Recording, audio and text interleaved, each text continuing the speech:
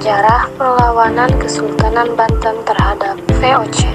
Latar belakang perlawanan Banten terhadap VOC dipicu oleh kehadiran VOC yang mencampur tangani Belanda dalam politik dan monopoli perdagangan rakyat. Sultan Ageng Tirtayasa berusaha mempertahankan kedaulatan, namun pada 1683 setelah konflik internal dan serangan VOC, Sultan Ageng ditangkap, mengakhiri perlawanan. Sebab-sebab terjadinya peristiwa peperangan. Perlawanan Banten terhadap VOC dipicu oleh campur tangan VOC dalam politik Banten, monopoli perdagangan rempah-rempah, dan penguasaan jalur perdagangan yang merugikan rakyat. Kebijakan VOC yang memberatkan rakyat ditambah upaya Sultan Ageng Tirtayasa mempertahankan kedaulatan memicu konflik dengan Belanda.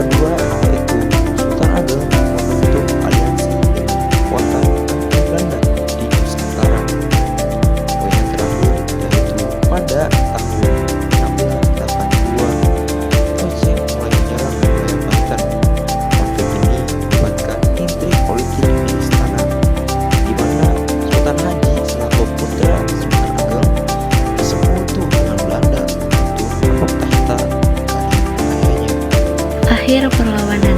1. Kekalahan Sultan Ageng. Kekalahan Sultan Ageng Tirtayasa menandai berakhirnya perlawanan Banten terhadap VOC. Konflik ini dipicu oleh perebutan kekuasaan antara Sultan Ageng dan Sultan Haji, putranya Sultan Ageng yang berusaha mempertahankan kemerdekaan Banten melawan dominasi VOC.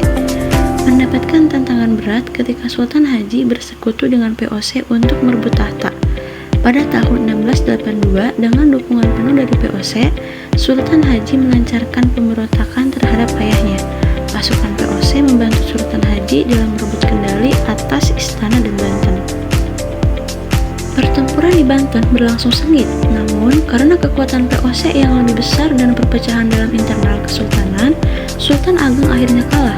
Pada tahun 1683, Sultan Ageng ditangkap oleh pasukan VOC yang mendukung Sultan Haji dan dibawa ke Batavia atau sekarang Jakarta, di mana ia diasingkan. Penangkapan Sultan Ageng menandai berakhirnya perlawanan aktif terhadap VOC di Banten.